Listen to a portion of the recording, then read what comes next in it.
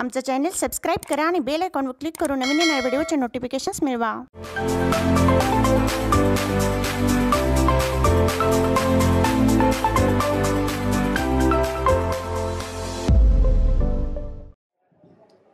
नमस्कार, माझे नाव स्नेहल स्वप्नील हारुलगे। मी आता 6वी ब मध्ये शिकते। माझ्या शाळेचे नाव सौ कुसुमताई प्राथमिक विद्या मंदिर आहे।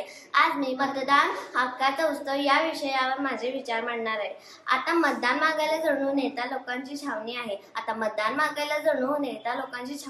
पण मतदान करणे म्हणजे आपले हक्क बजावणे आहे। भारत हा देश लोकशाही प्रधान देश आहे। म्हणजे लोकांच्यासाठी चालवलेले राज्य म्हणजे लोकशाही। तसेच भारतामध्ये आपल्या देशाचे, राज्याचे, जिल्ह्याचे, तालुक्याचे नेतृत्व करण्यासाठी एक उत्तम नेता किंवा व्यक्ती निवडण्याचा अधिकार आहे। भारत देश जसा बघायला गेला तर स्वतंत्र देश आहे।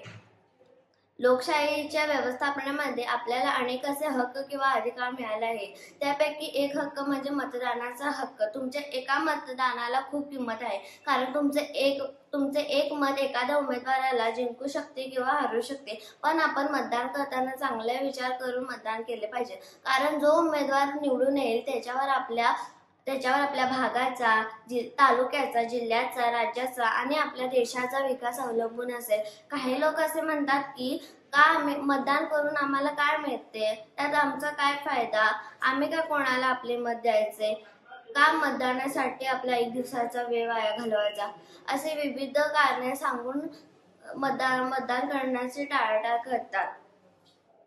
त्यांनी लोकशाहीने दिलेला हक्क बजावण्यापासून लोटले जातात। पण त्यांना हे माहीत नाही की मतदान हा सगळ्यात महत्त्वाचा हक्क आहे। तो आपण न चुकता आनंदाने आणि उत्साहाने बजावला पाहिजे।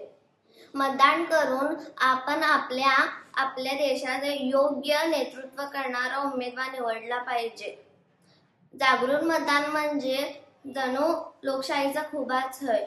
कालचे आजचे नको तर तिसरा पर्याय उभाच असतो। म्हणून आपले बहुमोल मत योग्य व्यक्तीलाच गेले पाहिजे आणि जनहितवादी योग्य व्यक्तिमत्वच आपण निवडून दिले पाहिजे। धन्यवाद।